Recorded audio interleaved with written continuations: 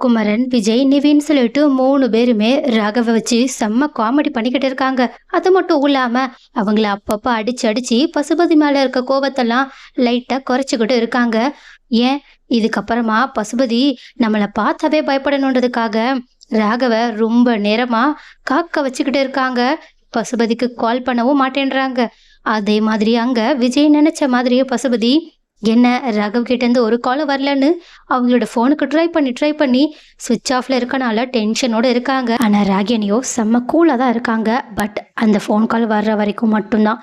ஏன்னா கரெக்டா நிவின் ராகவ பசுபதி கிட்டயும் பேச வச்சிடுறாங்க. ராகவும் இந்த மாதிரி அத்தை சொல்லி தான் வேற கார் மாறி வந்த விஷயத்தையும் சொல்லிட உடனடியா ஃபோனை கட் பண்ண பசுபதியும் அவங்களோட தங்கச்சிக்கு கால் பண்ணி என் பையன் எங்கன்னு கேட்க அவங்களும் இந்த மாதிரி நிவின் தான் கூட்டிகிட்டு போனான், இப்போ அவனோட ஃபோனும் ரீச்சில் இல்லைன்னு சொல்ல இதை கேட்டுட்டு பசுபதிக்கு எல்லாமே புரிய வந்துடுது. அதனால அவங்க மாறி மாறி நிவினுக்குமே கால் பண்ண விஜய் உடனே இதுக்கு மேலே உண்மையை மறைக்க தேவையில்லைன்னு உடனடியாக வீடியோ கால் மூலியமாகவே பேசி இந்த மாதிரி தாங்க சொன்னதை செய்யலைன்னா உன் பையனை நாங்கள் காலி பண்ணிடுவோன்னு மிரட்ட ஆரம்பிக்கிறாங்க. இதை கேட்டுட்டு பசுபதி முதல்ல கெஞ்ச ஆரம்பித்தாலும் அதுக்கப்புறமா போலீஸ்கிட்ட போவேன்னு கோபப்பட ஆரம்பிக்க. ஆனால் விஜயோ ரொம்பவே டெரரா நீ என்ன பண்ணணுமோ பண்ணு, ஆனால் உன் பையன் மட்டும் உனக்கு கிடைக்க மாட்டான்னு சொல்ல இதனால பசுபதியும் பயந்து போய் இப்போ நான் என்னதான் பண்ணணும்னு கேட்க விஜயும் முதல்ல நீ சென்னைக்கு கிளம்பி வா, அதுக்கப்புறமா மற்ற விஷயத்த நான் சொல்கிறேன்.